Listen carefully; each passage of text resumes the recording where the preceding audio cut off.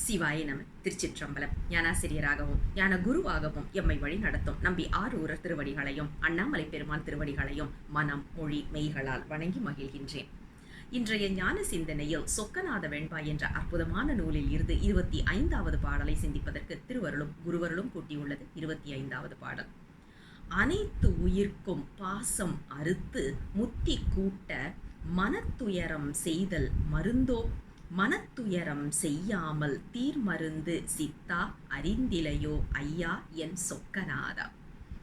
இன்றைய பாடல் நாம எல்லாரும் மனப்பாடம் செய்து வச்சுட்டு பெருமான் முன்னால போய் தினமும் கேள்வியா கேட்க வேண்டிய ஒரு பாடல். சொக்கநாத பெருமான் யாரு அப்படின்னா, எல்லாம் வல்ல சித்தர்.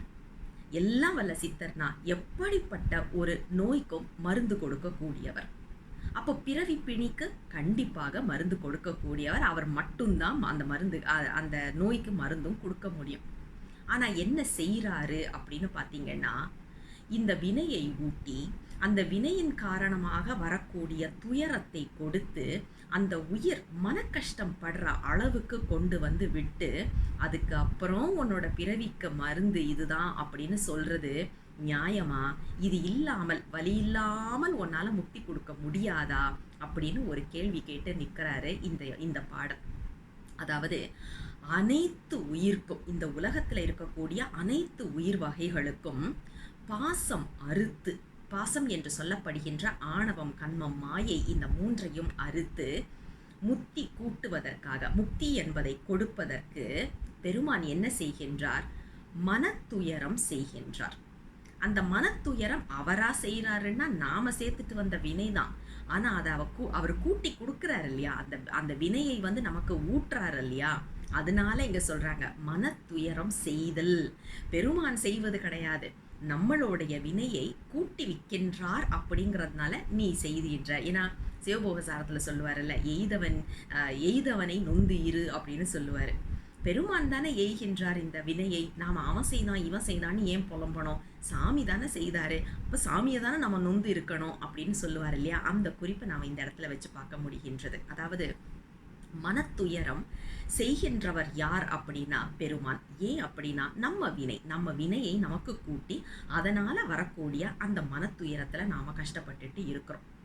அதுக்குதான் இவர் கேட்கிறாரு, இது ஒண்ணுதான்ப்பா உனக்கு வழியா அப்படின்னு. மனத்துயரம் செய்யாமல் தீர் மருந்து சித்தா அறிந்திலையோ, உனக்கு தெரியலையா? நீதான் எல்லாம் வல்ல சித்தனாச்ச. மனத்துயரம் செய்யாமல் தீர்க்கக்கூடிய மருந்து உனக்கு தெரியாதா? என் தலைவனாக இருக்கக்கூடிய சொக்கநாத பெருமானே உனக்கு தெரியாதா அப்படின்னு அதாவது இது எப்படின்னா, உனக்கு தெரியாதா அப்படின்னு கேட்டாலும் உனக்கு மட்டுமே தெரியும் அப்படிங்கிறது தான் இதுல வரக்கூடிய பதில். இது பெருமான நோக்கின பெருமானோடைய அவருடைய அதாவது பெருமானோட என்ன மாதிரியான கருணைங்கிறத வந்து குறைச்சு சொல்றதுக்கான உள்ள பாடல் கிடையாது, ஏத்தி சொல்லுவதற்கான உள்ள பாடல். பெருமானால மட்டும்தான் நமக்கு முக்தி கொடுக்க முடியும். பெருமானால மட்டும்தான் பிறவி என்ற நோய்க்கு மருந்து கொடுக்க முடியும். பெருமானால மட்டும்தான் சித்தனாக இருந்து இந்த துயரம் நம்மை தாக்காமலும் காத்து அருள் செய்ய முடியும்.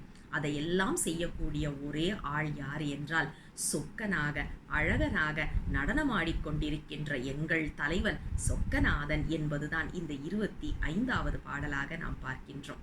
மீண்டும் அடுத்த பாடலோடு விரைவில் உங்களை சந்திக்கின்றேன். தென்னாடுடைய சிவனை போற்றி, எந்நாட்டவர்க்கும் இறைவா போற்றி, அண்ணாமலை மண்ணா போற்றி, கண்ணார் அமுத கடலே போற்றி. சிவ திருச்சிற்றம்பலம்.